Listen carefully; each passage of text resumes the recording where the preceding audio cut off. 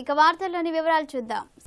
భద్రాద్రి కొత్తగూడెం జిల్లా టేక్లపల్లి మండలం కోయగూడెం పంచాయతీలోని రావులపాడులో కిసాన్ సెల్ జిల్లా అధ్యక్షులు ఏలూరు కోటేశ్వరరావు కుమారుని వివాహ రిసెప్షన్ కు హాజరైన డిప్యూటీ సీఎం బట్టి విక్రమార్క, మంత్రి తుమ్మల నాగేశ్వరరావులు నూతన వధూవరులను ఆశీర్వదించారు. అంతకు ముందుగా కోయగూడెంలోని ఇల్లందు ఎమ్మెల్యే కోరం కనకయ్య ఇంటిలో మంత్రులు తేనేటి విందును స్వీకరించారు. ఈ మంత్రుల వెంట కాంగ్రెస్ పార్టీ జిల్లా అధ్యక్షులు పోదం వీరయ్య, ఎమ్మెల్యే పాయం వెంకటేశ్వర్లు, కాంగ్రెస్ పార్టీ ముఖ్య నాయకులు, కార్యకర్తలు పాల్గొన్నారు. భద్రాద్రి కొత్తగూడెం జిల్లా కేంద్రంలో సింగరేణి కాలరీస్ కంపెనీ యాజమాన్యం ఏర్పాటు చేసిన పవర్ ప్రాజెక్టును డిప్యూటీ సీఎం బట్టి విక్రమార్క, తుమ్మల నాగేశ్వరరావు ప్రారంభించారు. అనంతరం కోయగూడెం రావులపాడులో కాంగ్రెస్ నాయకుని కుమారుని వివాహానికి హాజరయ్యారు.